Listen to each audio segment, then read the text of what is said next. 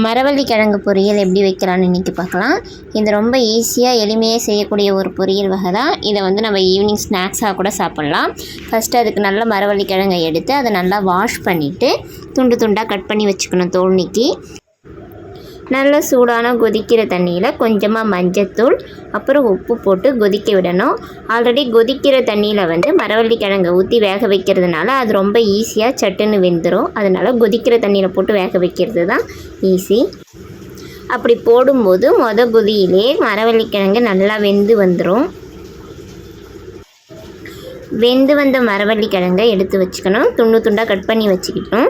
இப்போ வானலில் கொஞ்சமாக எண்ணெய் சேர்த்து அதில் கொஞ்சமாக கடுகு, கருவேப்பிலை இதெல்லாம் போட்டு நல்லா பொரிய விட்டுக்கணும். நான் இதில் மிளகா எதுவும் போட போகிறதில்ல. ஏன்னா மிளகாத்தூள் போட்டு செய்யும்போது என்னோடய டேஸ்ட் டிஃப்ரெண்ட்டாக இருக்கும். ஸோ நான் மிளகாத்தூள் தான் இன்றைக்கி ஆட் பண்ண போகிறேன். உங்களுக்கு வேணும்னா மிளகாத்தூளை ஸ்கிப் பண்ணிவிட்டு அதுக்கு பதிலாக காஞ்ச மிளகா கிள்ளி போட்டு வறுத்து ஆட் பண்ணிக்கலாம். இப்போ நறுக்கி வச்சுருக்கிற மரவள்ளி கிழங்கை இது கூட சேர்த்து நல்லா கிளறி விட்டுக்கணும். கிளறி விட்டுக்கிட்டே இருக்கணும். கொஞ்சம் கேப் விட்டு கிளறினாலும் இது அடி பிடிச்சிரும். அதனால் கைவிடாமல் கிளறிக்கிட்டே இருக்கணும். நல்லா மிக்ஸ் பண்ணி விட்டதும் இந்த டைமில் நம்ம காரத்துக்கு எவ்வளோ தேவையோ அந்த தேவைக்கேற்ற மாதிரி மிளகாத்தூள், உப்பு இது ரெண்டும் ஆட் பண்ணிக்கிட்டு மறுபடியும் நல்லா மிக்ஸ் பண்ணி விட்டுக்கணும்.